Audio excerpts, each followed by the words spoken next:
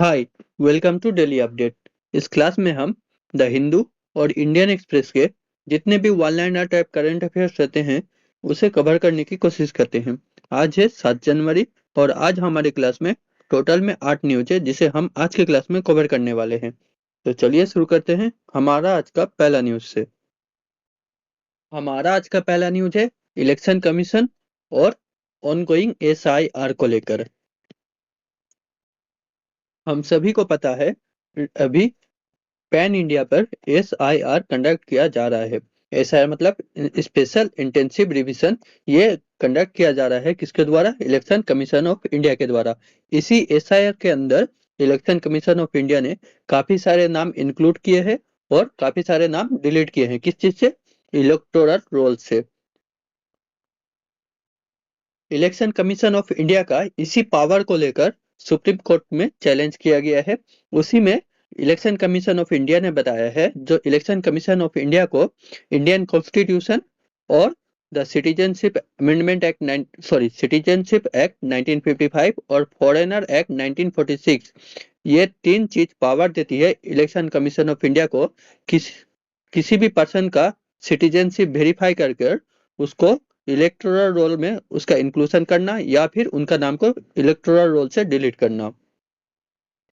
तो यहाँ से क्वेश्चन आ सकता है, जो इलेक्शन कमीशन ऑफ इंडिया को जो पावर मिलती है किसी भी सिटीजन का सिटीजनशिप वेरीफाई कर उसको इलेक्टोरल रोल में इंक्लूजन करना या फिर उनका नाम डिलीट करना, ये power election commission of India किस चीज से पाती है या फिर कौन सा एक्ट से पाती है? ये इंडियन कॉन्स्टिट्यूशन का आर्टिकल 324 और 326 से पाती है और इसके साथ साथ इंडियन सिटीजनशिप एक्ट 1955 और फॉरेनर एक्ट 1946 से ये पावर इलेक्शन कमीशन ट्रैक्ट करती है। इसी के साथ और भी बताया गया है, आर्टिकल 324 के बारे में भी बताया गया है।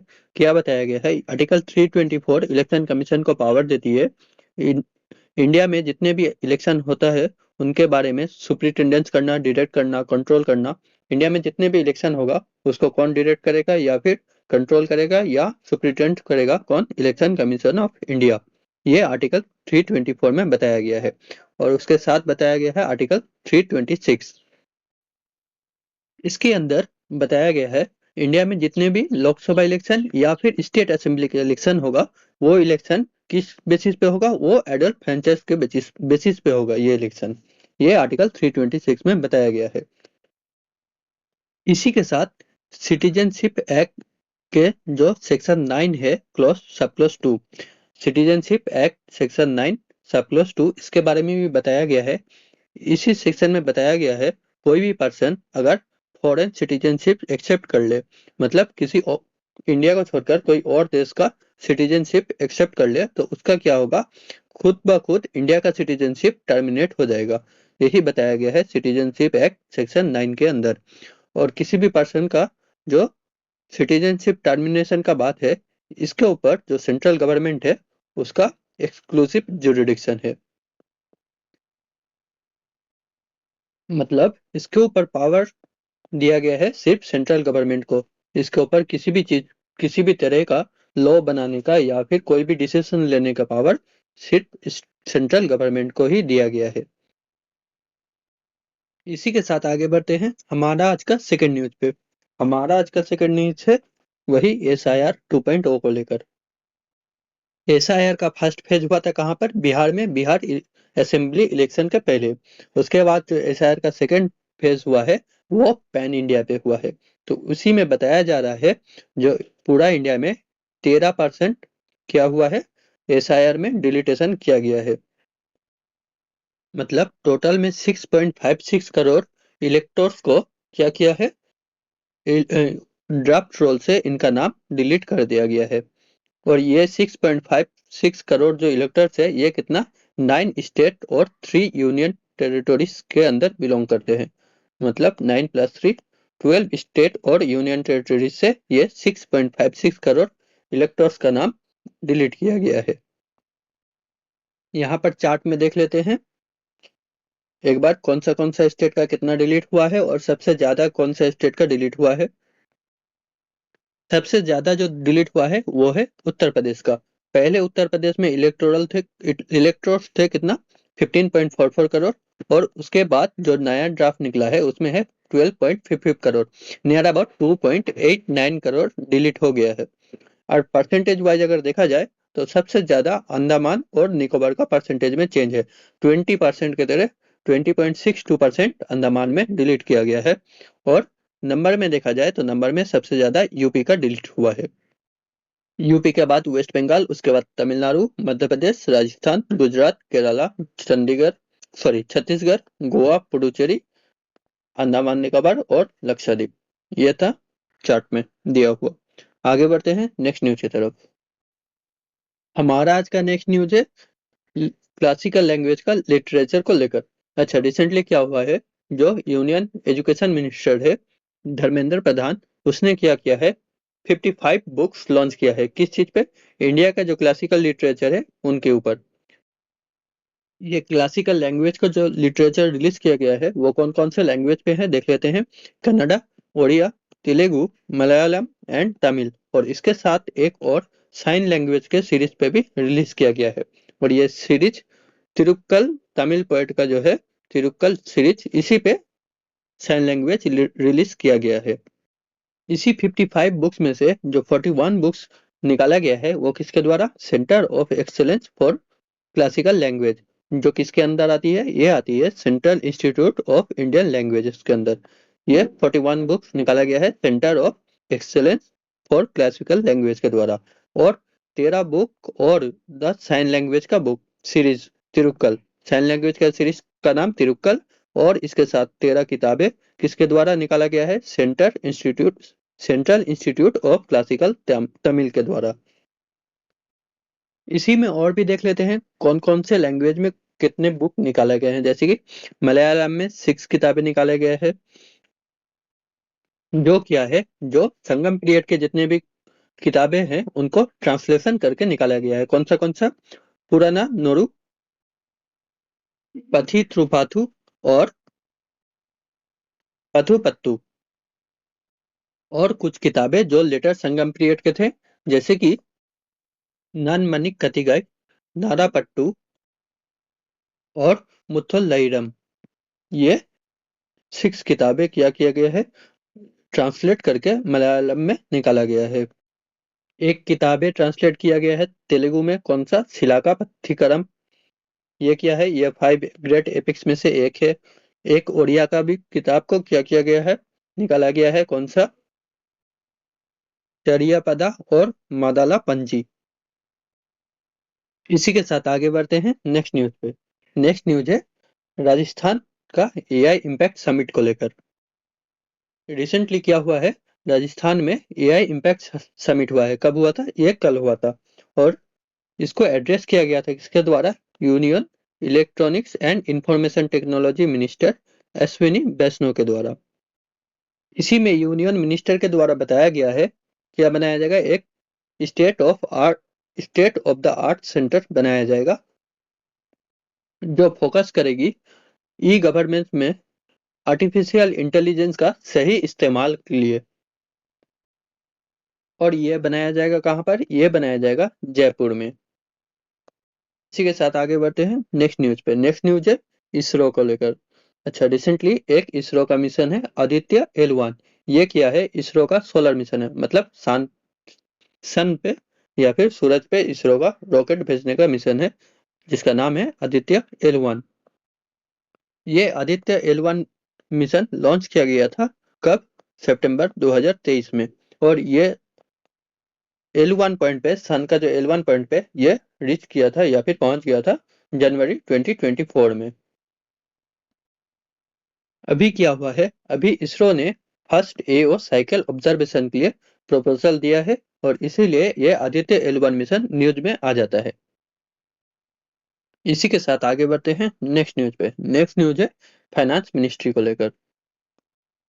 एक डिपार्टमेंट है, कौन सा? Department of economic affairs. इसने क्या किया था, जो फाइनेंस मिनिस्ट्री के अंदर आती है, इसने बजट 2025 में और 26 में 3 साल के लिए कुछ 852 प्रोजेक्ट को अप्रूव किया था या फिर इनका अनाउंसमेंट किया था, जो पीपीपी मॉडल पे बनेगा, मतलब पब्लिक प्राइवेट पार्टनरशिप मॉडल पे ये प्रोजेक्ट चलाया जाएगा और इसमें टोटल कॉस्ट आएगा 17 लाख करोड़ का।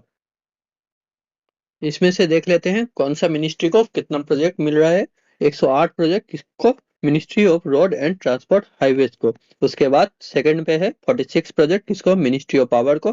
29 project department of water resource और river development and Ganga rejuvenation को, इनको मिलेगा 29 प्रोजेक्ट। उसके बाद ministry of port shipping and waterways को 22 प्रोजेक्ट और मिनिस्ट्री ऑफ रेलवे को 13 प्रोजेक्ट। इसी के साथ अगर स्टेट वाइज देखा जाए तो सबसे ज्यादा प्रोजेक्ट जो चलाया जा रहा है वो कहां पर, वो है आंध्र प्रदेश में, कितना 270 प्रोजेक्ट। उसके बाद है यूपी 89 प्रोजेक्ट, उसके बाद तमिलनाडु 70 प्रोजेक्ट और फोर्थ नंबर पे है जम्मू एंड कश्मीर 57 प्रोजेक्ट। इसी के साथ आगे बढ़ते हैं नेक्स्ट न्यूज पे। हमारा आज का नेक्स्ट न्यूज है नीति आयोग का एक रिपोर्ट को लेकर। अच्छा, नीति आयोग ने क्या किया है, एक रिपोर्ट रिलीज किया है, कौन सा, ट्रेड वॉच क्वार्टरली रिपोर्ट। तो यहाँ से एक वन लाइनर जो आ सकता है, ट्रेड वॉच क्वार्टरली रिपोर्ट जो है वो किसके द्वारा रिलीज किया जाता है, वो रिलीज किया जाता है नीति आयोग के द्वारा। इस रिपोर्ट में बताया जा रहा है जो एफटीए मतलब फ्री ट्रेड एग्रीमेंट साइन करने के बाद भी इंडिया का क्या हो रहा है, इंडिया का जो ट्रेड डेफिसिट है वो बढ़ते जा रहा है। वो बढ़कर अभी क्या हुआ है, 59.2% से वो बढ़ गया है। अच्छा, ट्रेड डेफिसिट मतलब जब किसी कंट्री का इंपोर्ट ज्यादा हो जाए और एक्सपोर्ट कम हो जाए तो उसे ट्रेड डेफिसिट कहा जाता है। तो मतलब एफटीए साइन करने के बाद इंडिया का, जितने भी कंट्री के साथ इंडिया ने एफटीए साइन किया है उनसे इंडिया इंपोर्ट ज्यादा कर रहा है और उनके मार्केट में इंडिया अपना सामान कम एक्सपोर्ट कर रहा है। इसीलिए इंडिया का क्या हो रहा है, जितने भी एफटीए कंट्रीज है, पार्टनर है, उनके साथ इंडिया का ट्रेड डेफिसिट हो रहा है और ये बढ़ता जा रहा है। यहाँ पर और भी बताया गया है जो इंपोर्ट है वो 10% से बढ़ गया है और जो एक्सपोर्ट है वो 9% से रिड्यूस हो गया है। अच्छा, और भी देख लेते हैं किस किस कंट्री के साथ इंपोर्ट बढ़ गया है या फिर एक्सपोर्ट कम गया है, वो भी देख लेते हैं एक बार। इंडिया का अभी जो एफटीए साइन किया हुआ है किस किस कंट्री के साथ, ओमान, न्यूजीलैंड और यूके। 2025 में ही यूके के साथ साइन हुआ है। ये तीनों के साथ इंडिया का किया हुआ है, ओमान, न्यूजीलैंड और यूके, ये तीनों के साथ इंडिया का एफटीए है, मतलब फ्री ट्रेड एग्रीमेंट है। इन तीनों कंट्री के मार्केट में इंडिया फ्री में सामान बेच सकता है और ये तीनों कंट्री इंडिया के मार्केट में अपना सामान बिना टैरिफ के बेच सकता है। कुछ और कंट्री है जिसके साथ अभी नेगोशिएशन चल रहा है, मतलब फर्दर कुछ साल बाद यहाँ पर भी फ्री ट्रेड एग्रीमेंट स्टार्ट हो जाएगा, जैसे कि यूरोपियन यूनियन है, यूएसए है, Australia, Bahrain, gulf of cooperation countries, मतलब जितने भी मिडिल ईस्ट के कंट्रीज है जो ऑयल प्रोड्यूसिंग कंट्रीज है उनके बारे में बताया जा रहा है, और यूरेशियन इकोनॉमिक्स यूनियन, इसके साथ कनाडा और and southern Africa customs union, और ब्राजील और इसराइल के साथ पीटीए मतलब प्रेफरेंशियल ट्रेड एग्रीमेंट साइन होने वाला है। इस पीटीए के अंदर क्या होगा, इस पीटीए के अंदर ब्राजील या फिर इसराइल से कोई भी सामान इंडिया में इंपोर्ट हो या फिर ये दो कंट्री में इंडिया से कोई भी सामान एक्सपोर्ट हो तो क्या करेगा इंडिया, ये दोनों कंट्रीज के ऊपर जो टैरिफ है वो रिड्यूस कर देगा। इस यही है पीटीए या फिर प्रेफरेंशियल ट्रेड एग्रीमेंट। यहाँ पर और भी दिया हुआ है, एशियन कंट्रीज के साथ इंडिया का जो एक्सपोर्ट है वो 16.9% से कम गया है, मलेशिया के साथ 39.7% से कम गया है, सिंगापुर के साथ 13.2% से, ऑस्ट्रेलिया के साथ 10.9% से इंडिया का जो एक्सपोर्ट है ये कम गया है। इंडिया का जो second largest export destination UAE है, वहां पर भी क्या हुआ है, इंडिया का जो एक्सपोर्ट है वो 2.1% से कम गया है। और कुछ कुछ देश है जैसे कि साउथ कोरिया जहां पर 15.6% से इंडिया का एक्सपोर्ट बढ़ चुका है, जापान में 2.8% से, थाईलैंड में, यहाँ पर नंबर मिसिंग है लिख लेना, 2.9% से थाईलैंड के साथ बढ़ गया है, और भूटान के साथ भी 10.2% से एक्सपोर्ट इंक्रीज हो गया है। और कुछ कुछ कंट्री जैसे कि इराक, रसिया, सऊदी अरेबिया, ये सब कंट्री से इंडिया का इंपोर्ट भी किया हुआ है, कम गया है। इराक से 13.3%, रसिया से 8.7% और सऊदी अरेबिया से 8.5% से इंडिया का इंपोर्ट कम गया है। इसी के साथ आगे बढ़ते हैं हमारा आज का लास्ट न्यूज पे। हमारा आज का लास्ट न्यूज है वेनेजुएला को लेकर। हमने कल के ही क्लास में पढ़ा था वेनेजुएला का प्रेसिडेंट को क्या हुआ है, यूएसए ने अरेस्ट कर लिया है। तो इसीलिए रिसेंटली अभी एक इंटरिम प्रेसिडेंट को चुना गया है वेनेजुएला में। उनका नाम क्या है? उनका नाम है डेल्सी रोड्रिगेज। इसी के साथ हमारा आज का क्लास यहीं पर खत्म होता है।